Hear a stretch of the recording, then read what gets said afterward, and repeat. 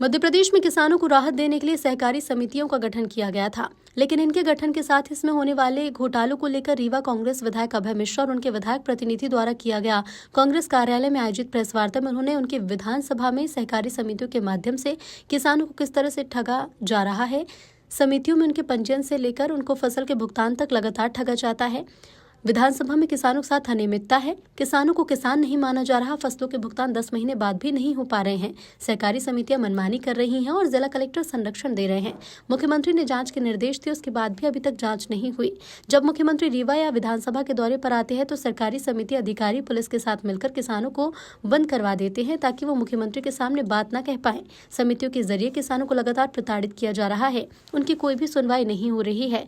अब पूरे घोटाले की सीबीआई जांच की मांग की गई है। रीवा जिले में सहकारिता विभाग के जुड़े अधिकारियों की संपत्ति की जांच की मांग भी की गई है। खेल तो यहाँ शुरू हुआ कि जो इन्होंने बताया कि 1.5% से ज्यादा जो घोटाले किए हैं या जो ब्लैक लिस्टेड हैं उनको नहीं दिया जा सकता, उपार्जन नीति का काम नहीं दिया जा सकता। हमारी कलेक्टर महोदया बार बार वो शामिल हैं, उनके कुछ टूल्स हैं। ज्ञानेन्द्र पांडे नाम का आदमी जो रीवा का लोकल है, 4-5 वर्ष से पदस्थ है, जिसके विरुद्ध 48 करोड़ रुपए वसूली के FIR का आदेश है। 48 करोड़ कौन है? जो ऐसा इन्होंने अभी बताया ना, किसान ने जो अपने वो रसीद कटाते हैं, एक दिखाइए ना रसीद, जैसे जमा कराते हैं, वो जो पैसे थोक में खा लिए जाते हैं। आपने 3-4 साल पहले सुना होगा रीवा में सैंडविच घोटाला। अब आप बताइए, ये आज के जमाने में ये तरीका है पैसा लेने का एक गरीब किसान का? ये कौन है, कहाँ चला गया, इसका कोई रता पता है?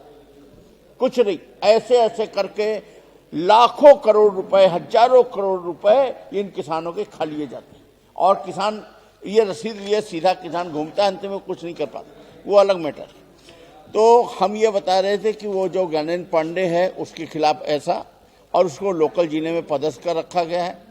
कलेक्टर महोदया का वो टूल्स है। कलेक्टर महोदया भ्रष्टाचार में इन्वॉल्व हैं। सीधे अगर हम टेप तो नहीं करा पाए कि कोई रंगे हाथ वाला नहीं है, पर पेपर अभिलेख बोल रहे हैं। कैसे बोल रहे हैं?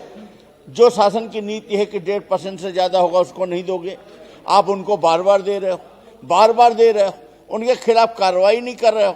शासन की नीति है कि समूहों को, महिलाओं को दो, आप उनको उपार्जन का काम दो, कम से कम जो NRLM के समूह हैं, अगल बगल के जिले बने हुए हैं वहां दिए जा रहे हैं, वहां पर उनको काम दिया जा रहा है और उनपे कोई भी सभी तो वो उनके समूह ब्लैक लिस्टेड नहीं हुए, इसके बावजूद उनको न देना, इन पे कार्रवाई न करना, ये सब चीजें अपने आप में प्रमाणित कर रहा है कि इनका इन्वॉल्वमेंट है। और सबसे बड़ी बात तो अति यहां हो गई कि किसान जो अपना सब कुछ दांव में लगाकर अंत में अपना मेहनत की गाड़ी कमाई बेचता है, और वो उसकी आज ये स्थिति है कि अगर रीवा जिले में मुख्यमंत्री जी का दौरा होता है तो उसको एक रात पहले घरों से उठा लिए जाते हैं और उनको थानों में बंद कर दिया जाता है कि मुख्यमंत्री जी के सामने न चले जाए, शिकायत करने न चले जाए।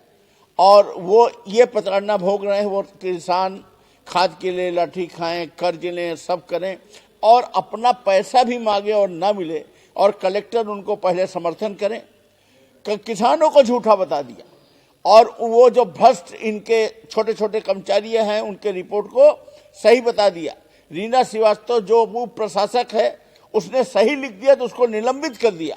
आज तक अभी भी उसको बहाल नहीं किया, जबकि कलेक्टर ने ये मान लिया कि हाँ किसान सही थे। अंत में उनको मानना पड़ा, फिर तुम भुगतान क्यों नहीं कर रहे?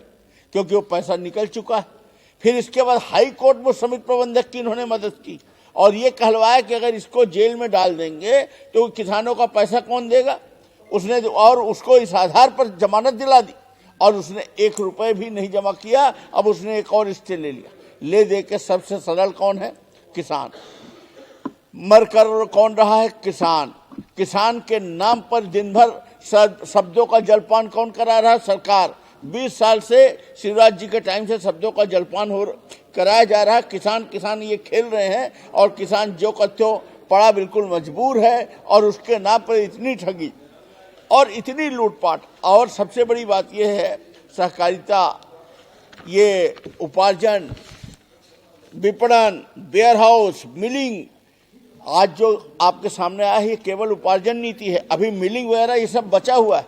अगर इनसे जुड़े हुए लोगों की संपत्तियों की आप जांच कराएं तो ये जो लाखों करोड़ का घोटाला है वहां आपको दिख जाएगा। एक तरफ कर्ज ले रहे हैं और दूसरी तरफ लूट कर रहे हैं और किसान के नाम पर भ्रष्टाचार हो रहा है और अभी भी हमारे रीवा जिले के 59 किसानों का पैसा नहीं दिया गया।